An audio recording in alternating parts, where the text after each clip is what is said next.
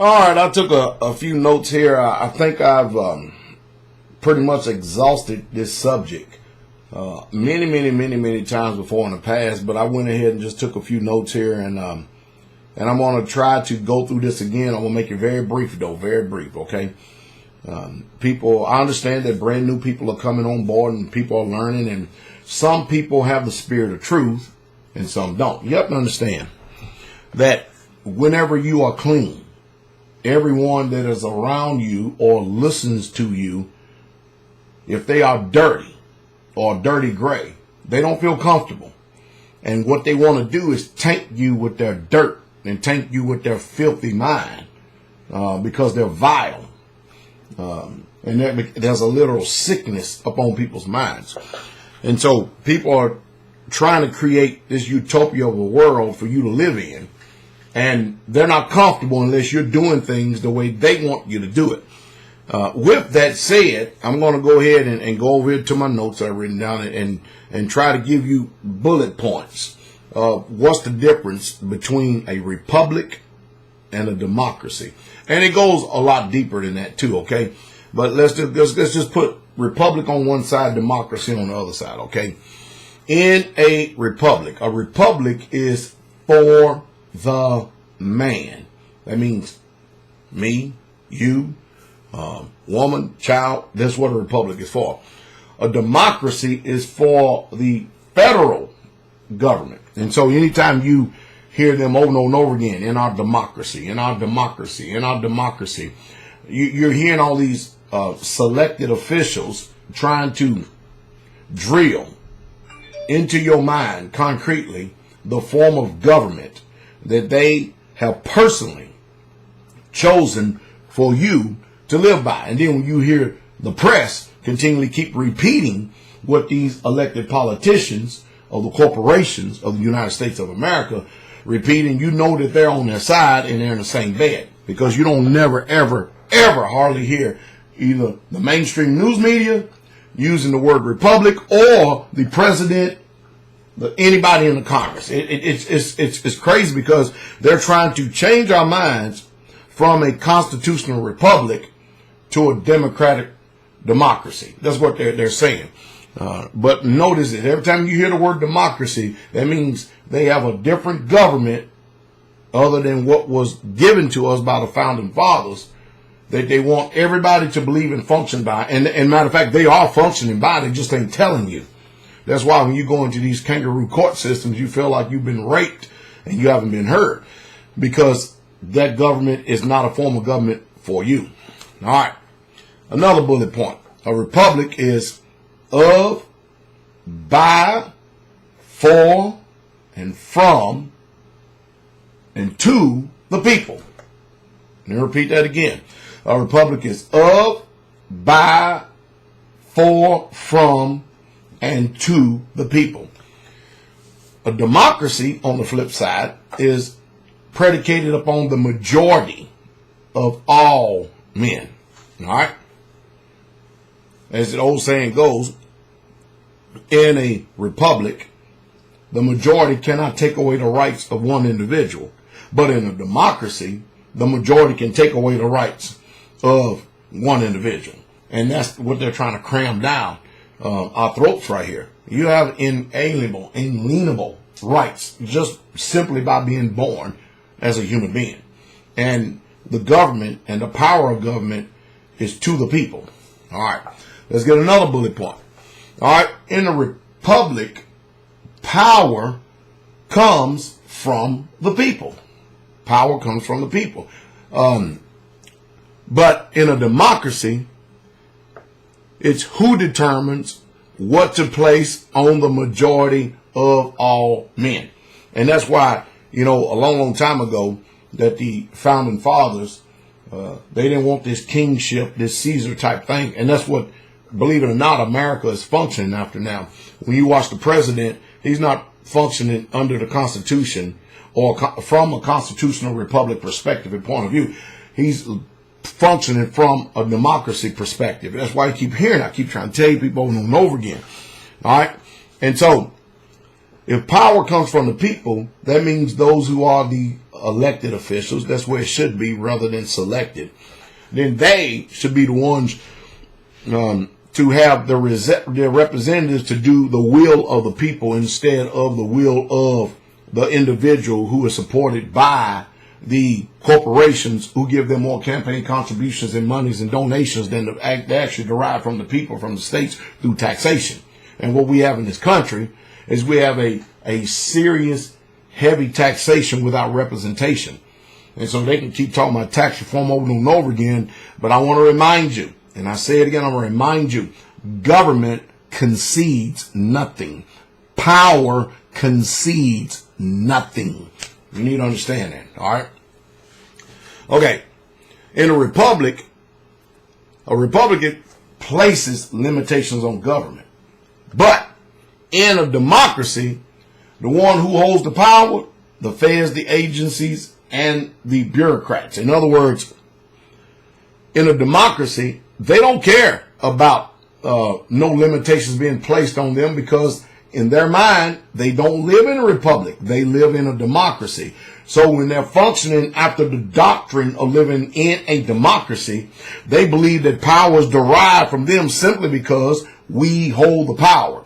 We hold the guns. We do the laws. And to hell with the people who have so-called elected us and stuff. Now we're in this place and position. We have authority over the people, thereby creating a tyranny, a tyrannical system. That's basically what it is. All right, so that's the reason why the feds believe they can just come down and kick down your doors with no knock warrants and shoot you and kill you. That's the reason why the police believe they can shoot and kill you on public highways, because they think the power is from them rather than being derived from the people. And it's still mind-boggling to me that there are 370-something million people in the United States of America, and less than 1% of that 370 million people rules 370 million people. Is that not mind-boggling to you? It's mind-boggling to me. All right? Then, you, of course, also in a democracy, the people who holds the power, president, the DEA, the CIA, the FBI, Fed agencies, all the alphabet agencies all across the board, too many to be named. Every time you turn around, there's a new one coming up. And the bureaucrats, they act as if it has no limits whatsoever at all. Immunity. Really, diplomatic immunity on our soil. And especially as our soil, because they've literally built a country. These immigrants have. They built a country. The people who have occupied this land have literally built a company, an organization, and a country off the backs, and a lot of these roads and these highways and these byways are literally on the graves of my indigenous people, because I'm an original aborigine of this land right here. And so, you know, it's anyway, I ain't gonna go in all that, okay? In a republic, you have a Bill of Rights. In a democracy, you have legislated bills for statutes. That's why I say over and over again, you know, one of the most expensive documents that there is in this country right here is a marriage license. Because when you turn around and you go out and you get a marriage license, there are subcategories that's created under that marriage license. There are birth certificates. There are, and also birth certificate, but the marriage and you can't really do nothing together as one unless you have the union of the government infringing on your rights. But again, what they do is they deceptively have you to contract with them without disclosing the terms and the conditions of that contract to you, because they know that if you were able to read the terms and the conditions of the contract of a marriage license, you were more likely wouldn't participate. You would just go out and make a covenant with your wife or wives and say, we're married, and you will have children, and then you'll be able to enjoy the fruits of your own labor without having to worry about, are they going to pass laws trying to force my children into an alternative mindset and perspective? Are they going to try to force laws to make my children go to public food system? And I mean, you got a lot. There's much to be desired out there, and there's a lot to learn.